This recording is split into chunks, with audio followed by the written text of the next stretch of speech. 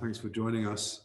For a few minutes now, Rabbi Dov Gartenberg from Albuquerque and I are just going to have a little schmooze, a little discussion about some of the themes of Pesach, just not claiming that we're going to solve all of the world's issues right now, but at least ask some more questions perhaps. And I just was really intrigued yesterday afternoon, as is the tradition on Shabbat Hagadol. It's traditional to study the Haggadah on the Shabbat afternoon before Pesach. And of course, this particular Shabbat afternoon was Erev Pesach. But I picked up, and I've been thinking a lot because Rabbi Lord Jonathan Sacks, the former chief rabbi of England who died just a few months ago, and it was a pretty big loss for the Jewish community. But he wrote his own Haggadah, the chief rabbi's Haggadah, and in it he asked the question, like, why do we need another Haggadah? It's the most published book in the world. But he said that the questions that he had about the Haggadah weren't quite answered, he says. But in his very first line, in an essay as an introduction, which is called The Story of Stories, he says the following. He says, the Seder service on Pesach is the oldest surviving ritual in the Western world, dating back some 3,300 years to the night, possibly in the reign of Ramesses II, when the Israelites ate their last meal in Egypt, preparing for their journey to freedom. And I just think that is such an incredible statement. I believe the historicity of it. I would choose to believe the historicity. But if what we did last night and what many of us are going to do again tonight is the oldest ritual in the Western world, that ritualized storytelling, like how I guess I'd just like to ask you, Dov, like, how has it survived, and what meaning can it have for us in this year where we are in so many ways traumatized? Like, how does the ritual, because I'm fascinated, as I'm sure you are, by the power of ritual and the power of storytelling, and how these particular rituals and this particular story can bring us meaning and perhaps comfort in this world that we're in right now. Thank you. Thank you, Rabbi Marc. It is an amazing thing to contemplate. And every Pesach, I even wonder how within my own family, we've created these stories and that we come back together year after year. And one of the interesting things about this Pesach and last Pesach using Zoom is that we were able to bring in a lot of people who I haven't had Seder with in a long time and to share the story. And somehow we adapted the storytelling this last year and a half to this new medium and the challenge of doing this ritual in this new way. But then in our conversation, we were talking about all the adaptations over Jewish history to this ritual, just like the destruction of the temple, which was incredibly traumatic for our people. And we couldn't gather and do a Paschal sacrifice anymore. You imagine all the disruption and the just the reactions to that incident, and somehow this ritual continued in an adapted form. So even what we do now, I imagine it's like that story with Moshe coming to Rabbi Akiva's academy and hearing Rabbi Akiva speak. He says, and God reassures him, that's Torah. So I wonder if our ancestors had the ability in some future technology to come to our Seder and say, what's that? That's Seder. That's Pesach. Yeah.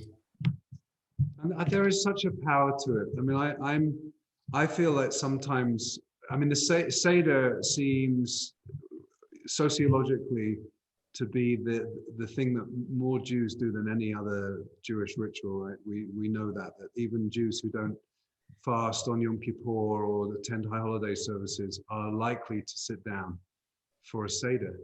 And there's something about the power of the ritual that I think really captures people. And one of the things that I think about a lot is that sometimes we live in an age where faith is really hard for obvious reasons. We're traumatized, and a lot of people really struggle with faith. And I think a lot of people make what they think is a rational, logical conclusion. Well, if I don't have faith, if I'm not certain that I believe in God, if maybe I'm an agnostic, then I can't possibly do any religious ritual, because surely a religious ritual comes out of an understanding of faith. And what I think is the power of that statement is that actually, no, that it doesn't matter what you believe or don't believe. It doesn't matter if you don't believe in any kind of transcendent God. There is something about ritual that is very powerful. And I think, Rabbi Mordechai Kaplan, the founder of the Reconstructionist movement, certainly talked about that, about ritual being more about what connects communities together than necessarily about God. And I feel like I really, and I'm not just talking about Pesach ritual, I'm talking about ritual in general.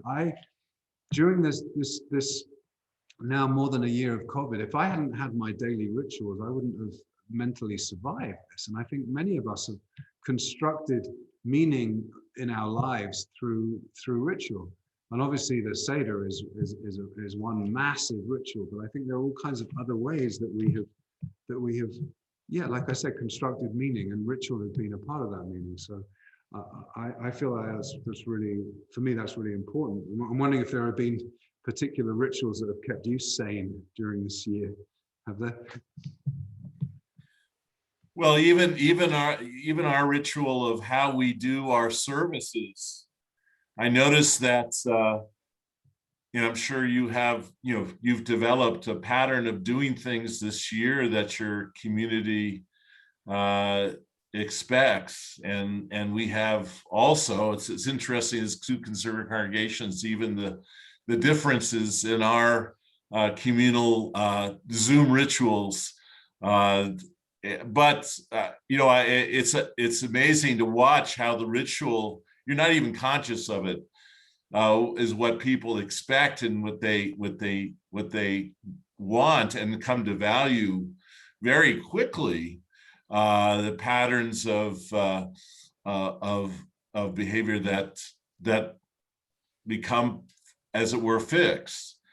And so it's a very powerful thing. I as a student of religion, I remember that people who say, well, they're not religious or they're atheistic. Well, there's also other rituals that define our lives. If you're a baseball fan, baseball is such a ritualized game that for many is incredibly important part of the structure of their lives.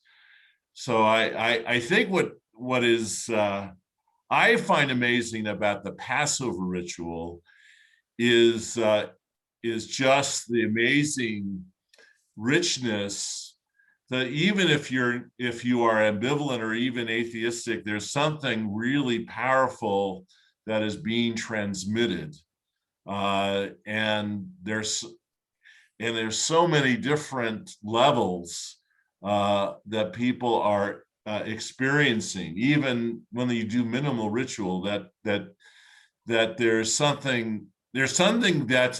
genius in in this ritual, and in the capacity, or at least its attractiveness to people from so many varieties of religious or just sensitivities, and that they want to do it, they want to continue it in some way. Yeah.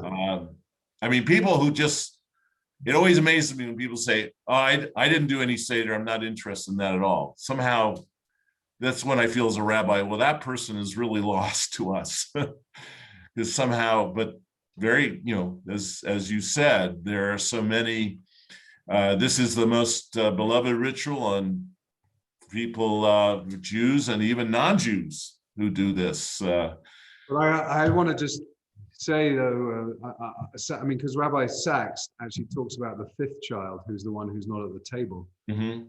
I think just to push back a little bit on what you said, I think unfortunately a lot of people have been traumatized by Jewish education and Jewish parenting that has actually pushed them away. So I agree that it's an incredibly powerful ritual, and I hope that most Jews find a way to connect to it. But some really don't, and I think we need to collectively find ways to bring them back to the table, and embrace them for whatever they're dealing with and whoever they are. And there are a lot of people feeling that they don't have a place at the table because of whatever they're dealing with. You know, whether it's their politics don't fit with the rest of the people at the table, or their gender identity doesn't fit with the rest of the people at the table, or whatever it might be. There are ways in which I think we sometimes do a disservice to people and make them feel unincluded. And I think that possibly more than any other ritual, it has to be an inclusive ritual. Like the four children are archetypes of different types of, but we have to widen those archetypes to embrace everybody. And then the other thing I would say is, it's a ritual that has been incredibly adaptive. I mean, certainly, you know, in the more progressive worlds. I mean, the fact that you know, earlier on, Francine, who's with us, had said that they had a tomato or tomato, depending on the Seder plate.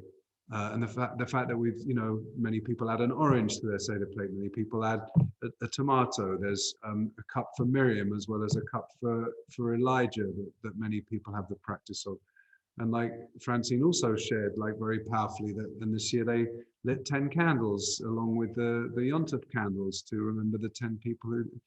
And I think it's a ritual that can hold all of that. That can hold whatever we are dealing with in any, because it says at the end of the Haggadah, well, not the end of the Haggadah, right before we eat, which is actually only about halfway through the Haggadah, but it says right before we eat, it says, which is a quote from the Mishnah that says, in every generation, each of us is obligated to see it as if we had come out of Egypt ourselves. And so I think for me, the only way that we can really understand that is to bring whatever our Egypt is right now and bring it into our Seder ritual, whether it's in the Seder plate or the discussions that we have. And to know that in that sense, it's a timeless ritual. Yes, we tell an ancient narrative of the past, but we're bringing our current narratives. We're bringing the stories of our own families. Why, like, you know, it's really important to me to share that story of my great grandfather, because that's now become part of my Pesach, and we all have our versions of that, I think. And so I think that's part of the brilliance of the ritual. I mean, it's completely different to what our ancestors were doing. I mean, they were sitting around a campfire, like roasting a lamb, and yes, they were telling a story, and yes, they were eating maror and matzah with their Pesach offering, but you know, I don't think they had a Seder plate with an orange on it, you know, but that was what was there. That was the visceral connection of it there. That was very much connected to a family gathering around a sacrifice, and you know, it's evolved into what it's evolved to, and it's timeless. It's amazing. I just had a final thought, and that is this new site I'm sure some of you have discovered, Haggadot.com. Yeah. Which allows you to personalize your Seder. And then my question is, oh, that's amazing. I mean, I don't know any site like it, but it says something about Judaism, right? It says we have this very beloved ritual, and now we can personalize it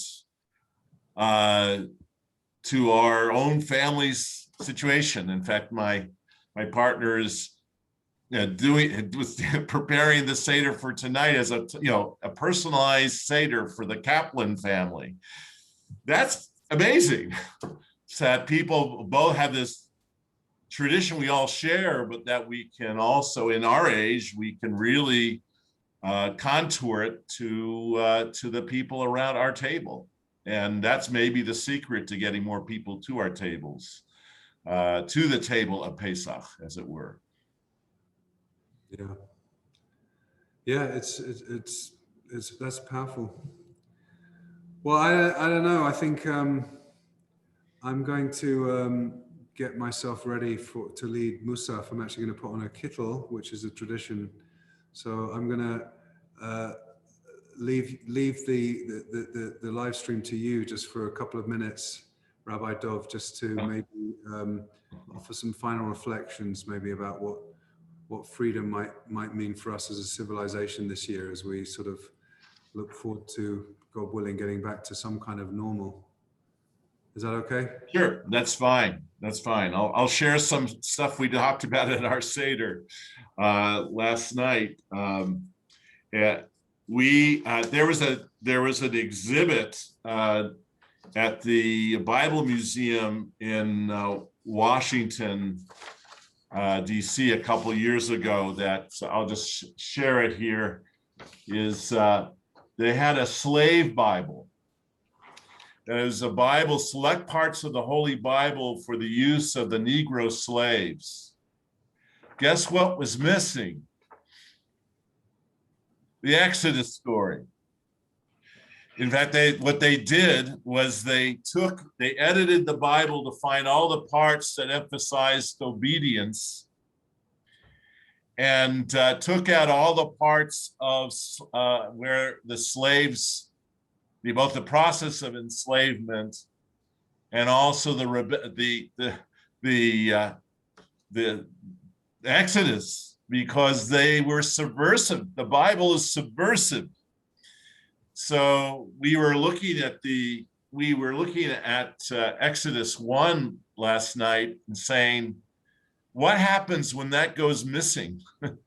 What are those teachings in that have these radical implications that someone who is getting an edited version of Scripture would not know about?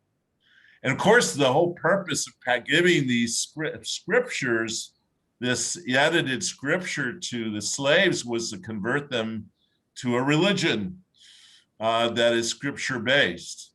So the whole thing is just, we're trying to get behind, into the space of those missionaries as to what, you're editing your own Scripture to bring people into your religion, but you're taking out like an essential story. And how much we take for granted our own story and its implications. I think that's one of the secrets to why we still do it.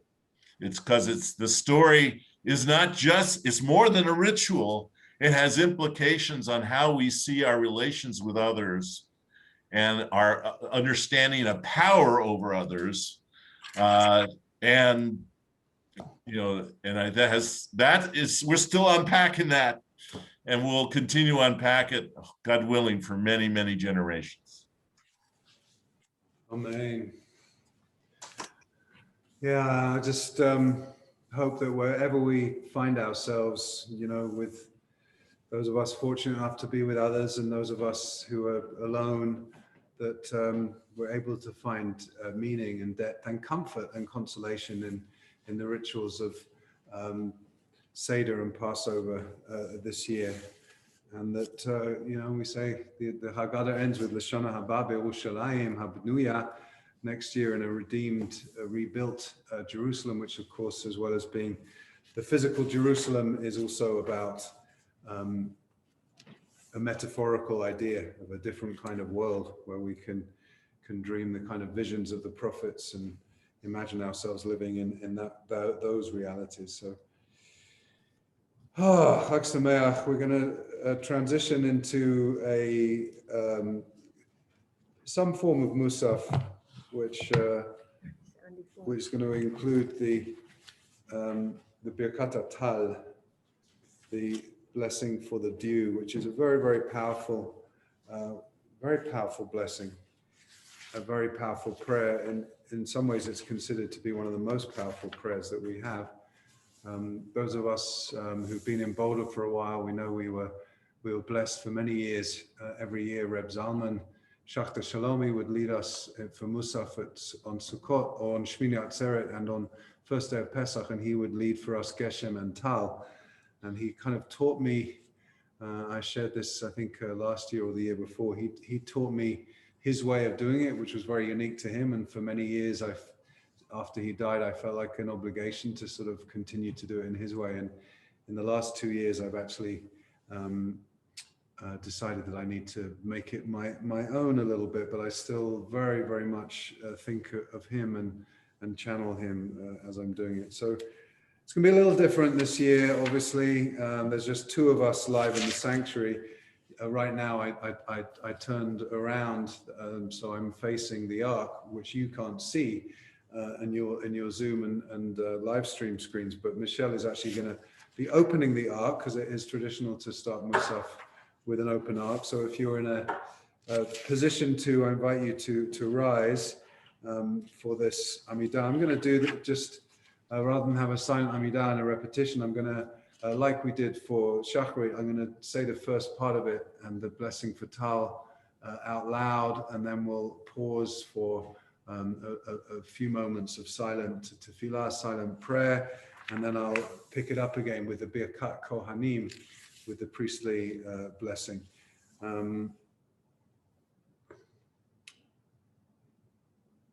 Tal is, Reb Zalman used to teach us, is pure chesed. Tal is really, it's chen, the idea of grace, of something that just comes without sort of, and just nurtures the land in the summer. It's very different to rain, and it's a very, you know, when Jacob kind of steals his brother Esau's blessings, what the Tal and Geshem are kind of contained in those blessings. It's Tal Hashemayim v'Gashmei Haaretz. No, sorry, Shmanei Haaretz, which is not Geshem, but there's an idea of Geshem, which is rain, is about Gashmiut, which is about materiality and physicality, and Tal is much more connected to a spiritual, a sense of spirituality. So there's something mystical, you know, as we enter into the spring and summer, about the way in which moisture comes into our land. It's very different to the rainfall. So if you have a Lev Shalem Siddur, we're on page 374.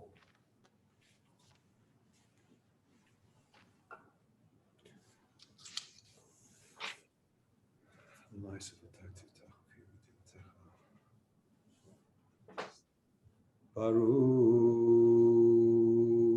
atah Adonai Eloheinu v'Elohei avoteinu v'imoteinu Elohei Yitzchak Elohei Abraham Elohei Yitzchak v'Elohei Yaakov ay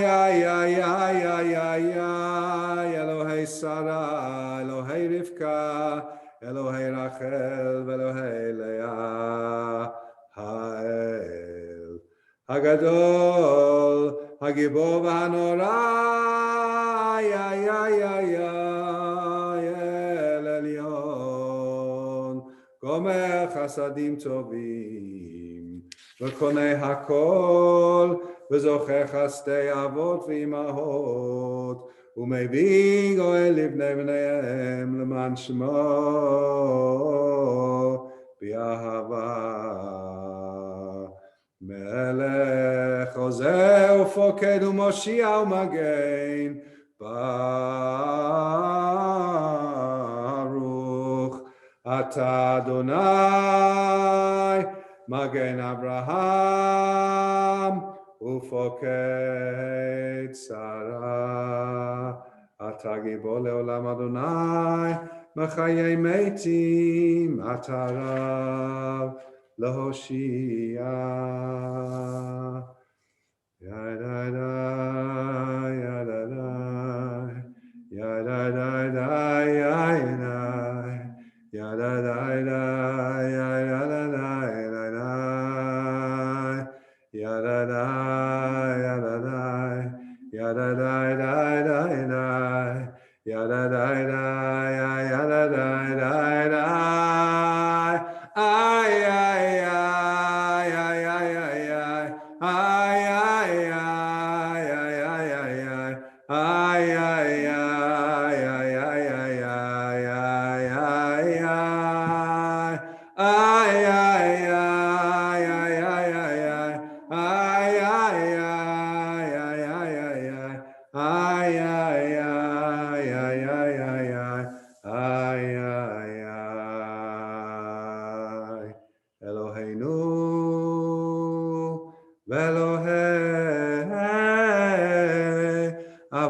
Avotenu v'imotenu tal.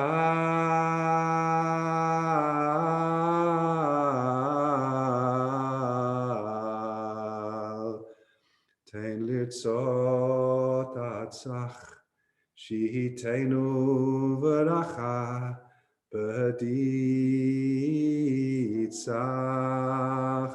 rov dagan v'tirosh, b'hafritzach, komemi b'cheptzach, b'tal,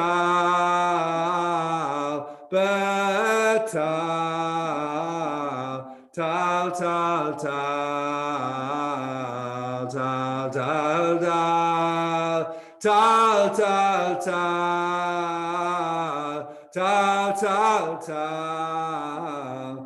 tal, tal, tal, tal, tal, tal, Savei Shana Tova Umuteret Pri Haaretz Legaon Uletiferet Ikasuka Noteret Sihima Beyadacha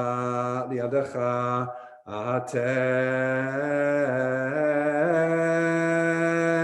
Tadal Betal Betal Tal tal tal tal tal tal tal tal tal tal tal. Let dew drift over this blessed earth and satisfy us with the sweetness of heaven's blessing.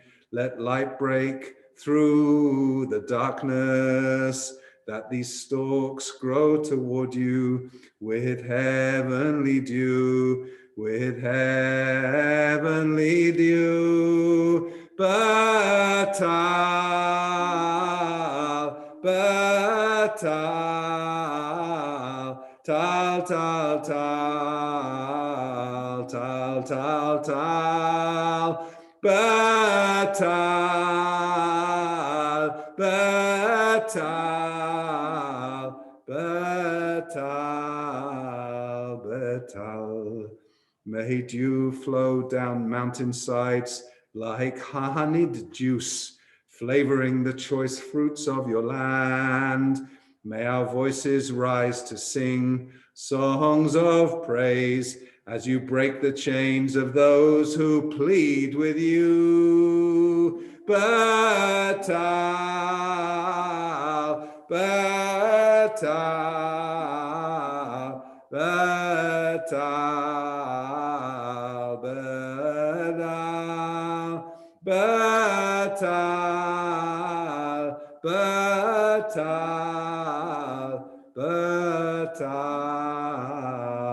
batal.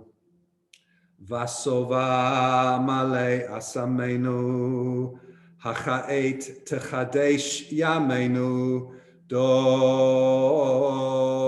ke'ekacha hamed shemeinu, gan ravei simeinu, tal tal, batal, batal, batal, batal, batal, batal, batal. Bo tevarech mahazon b'mishmaneinu al yehi razon. Ayuma asher hisata kahatson, ahana tafek laratson, batal, batal,